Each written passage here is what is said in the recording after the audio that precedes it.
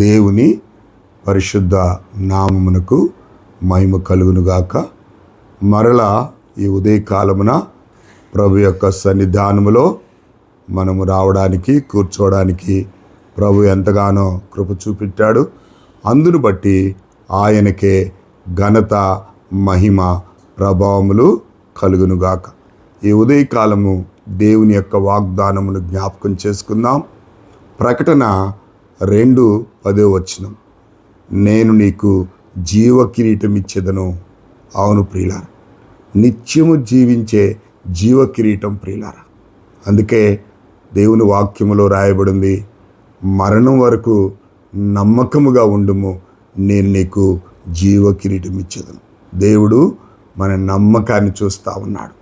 అందుకే మరి కీర్తనలు అంటాడు 101:6 అంటాడు, నా యొద్ద నివసించినట్లు నేను దేశములో నమ్మకస్తులైన వారిని కనిపెడుతున్నాను అంటున్నాడు.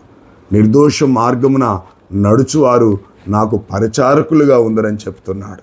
కాబట్టి ఉదయకాలం దేవుని వాగ్దానము, నేను నీకు జీవ కిరీటం ఇచ్చేదను. ఈ యొక్క ప్రకటన ఈ 2వ అధ్యాయంలో చాలా విషయాలు దేవుడు మాట్లాడుతూ వచ్చాడు. ఇదిగో నీకు మరుగైన మన్నానిస్తాను అని చెప్పాడు. జయించు వానిని ఆలయంలో ఒక స్తంభముగా నిలబడతానన్నాడు. జయించు వానికి జీవవృక్ష ఫలములను భుజింపనిత్తును అని రాశాడు.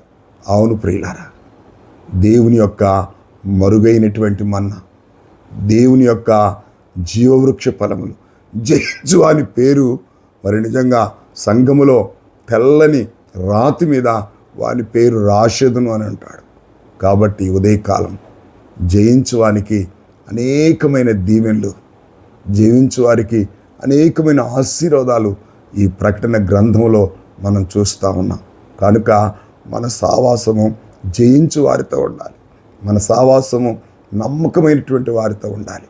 అందుకే నిజంగా ఆ యొక్క ప్రకటన 2:10 మరణం వరకు నమ్మకముగా ఉండు, నేను నీకు జీవ కిరీటం ఇచ్చేదను.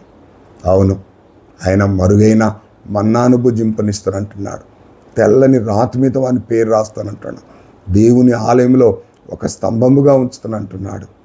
నిజంగా దేవుడు మనకిచ్చేటటువంటి దేవతల ఆహారాన్ని మనకిస్తానంటున్నాడు.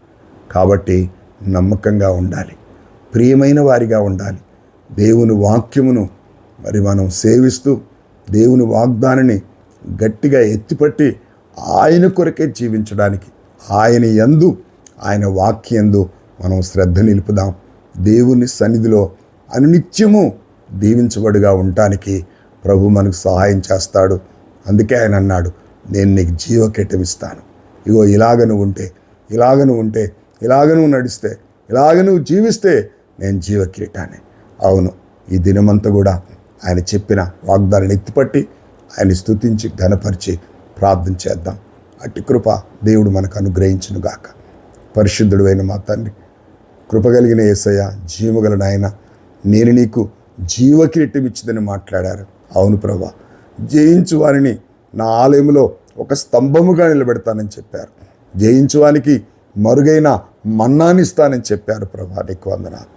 జయించువానికి జీవవృక్ష ఫలమును భుజింపనిత్తును అని చెప్పారు. ప్రభా, నేను నీకు జీవ కిరీటం ఇచ్చేదని మాట్లాడావు.